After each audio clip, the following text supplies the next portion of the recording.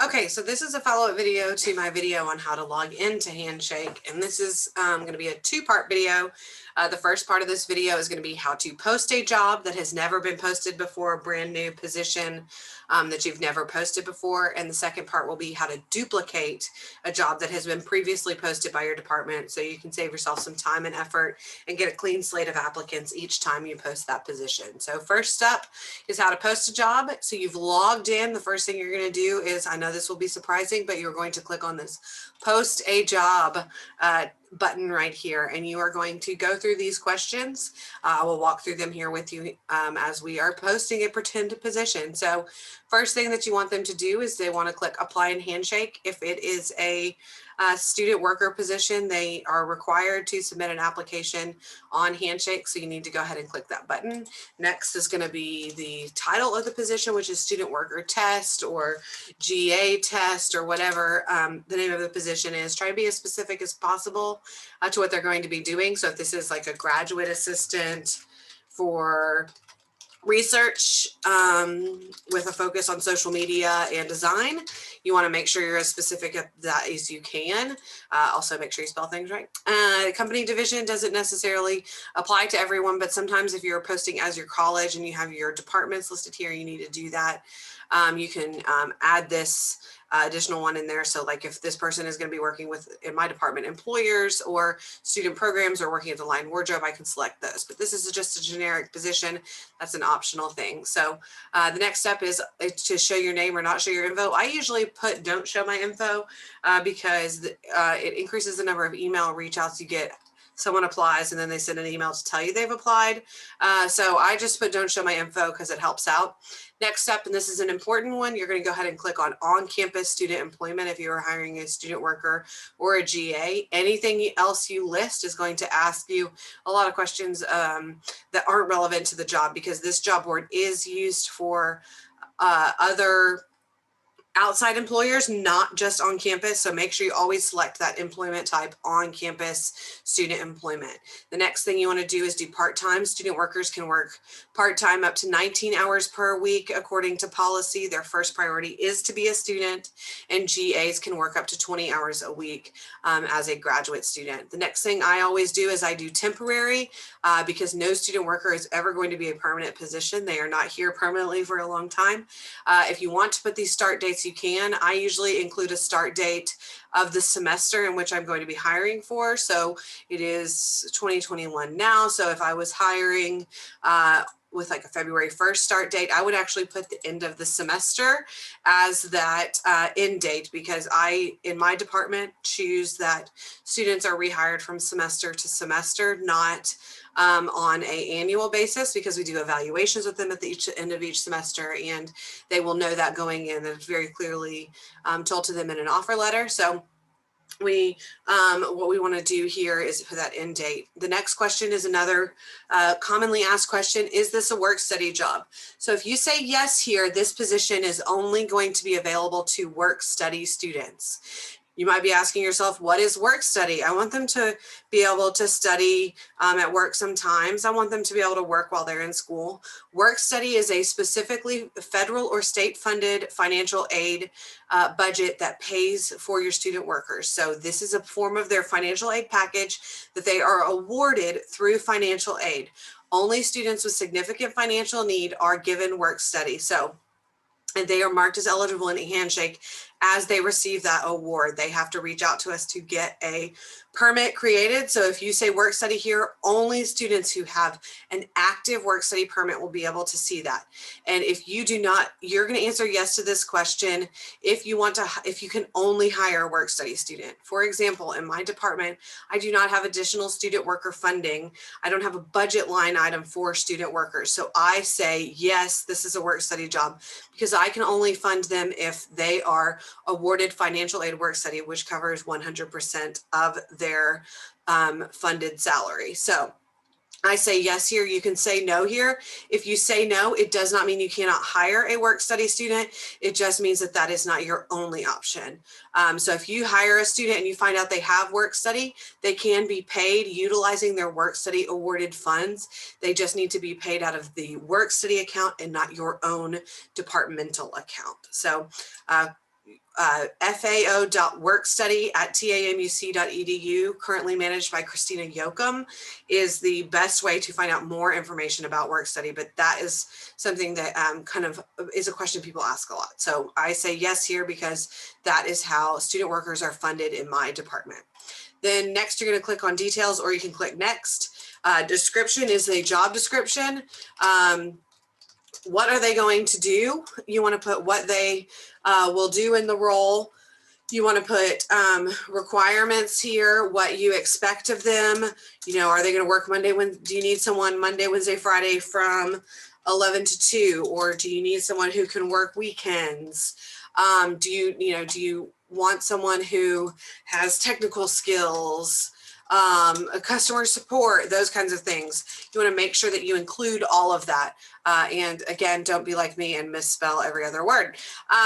But you want to include all of that. And the more descriptive you are here, the better applicants you will get. So if you just put student worker, answer phones, you are not going to get a good amount of applicants. So make sure that it is a detailed job description, just as if you were hiring another member of your team. It doesn't have to be as specific as like a job posting would on Workday, but the more specific that you get, the better applicants you will get.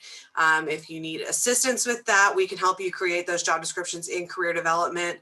You can just email me at hirealion@tamuc.edu. Next is, I'm just going to type something as this so I can continue on.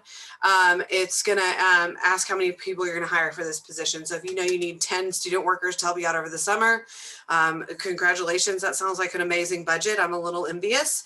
Usually I put one because I usually only can have one. The next is paid. You're going to get a better applicant pool if you put something in this box of what you're going to pay them. I only hire work study students. So I know that the average work study student is awarded about $2,000 a semester. And I know that that can, depending on how many hours a week they work, I know how that can stretch out. So I actually start my students above minimum wage, anywhere from $8 to $10 an hour, depending on their skill set. So I will actually usually put in here about $8 or $9. You do not have to pay them above minimum wage, but again, your candidate pool is going to be significantly improved the higher that hourly rate is going to be. If you don't want to put anything in there, you don't have to, but you get more applicants if you are clear and upfront about what the wage is for the position. A quick note, if you are hiring work study students, or paying them out of your budget, you need to pay them the same no matter how they're funded. There shouldn't be any discrepancies in how work study students are paid versus how students without that financial aid award are paid. We don't want to get into any discrimination there. So doesn't matter how a student is paid, just as you need to determine how it's funded. So keep that in mind. So I'm going to go ahead and put $10 an hour here. And this job location, I just put commerce. If I spell commerce right, and I just select that from the list, I require a resume. And then because I require students, I will click on this other document, work study students. I will click other documents and require them to upload a work study permit. I also like a class schedule, because students are not allowed to work when they are scheduled to be in class. So I want them to send that class in their availability schedule. So when can you work? When do you have class, etc. And so I then am good there. So I've inputted all the information. The next thing I'm going to do is click next. And what kind of student am I looking for? If it's a GA, you're going to click master's because you want a student who is in a master's or maybe a doctoral program.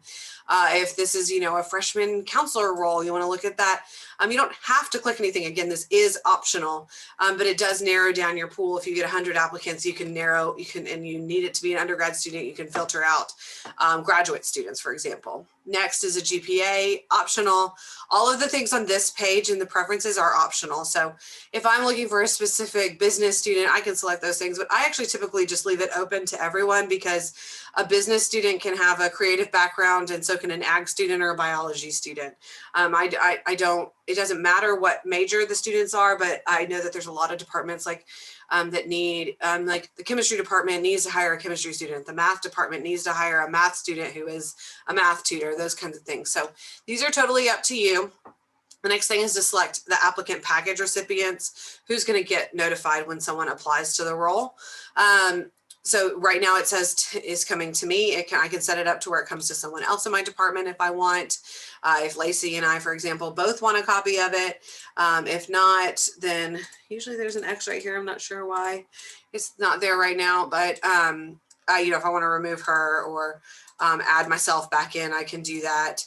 And I usually do every time a student applies, just because I like to know, but you can also just have them notify you when the job expires. Depends on what kind of role you're hiring for. If you need somebody quick, then you can just go ahead and do that, and where it emails you every time someone applies. The next one, and this is a step that trips people up sometimes, so make sure you pay attention to this one. You're going to get to the schools tab. You want to click on this drop down and click on Texas A&M University Commerce, so that this position is posted at Texas A&M University Commerce only. We are not hiring student workers from other schools. We are not wanting someone to work in our department from 10 to 2 as a work study student if they attend the University of Texas at Austin. They need to be on-campus students who are working for our department. So make sure you select A&M Commerce from that list. It should be the only one in your list. I have a couple of other ones here, but you should only have A&M Commerce in your list. Your apply start date is today's date when you're posting this position.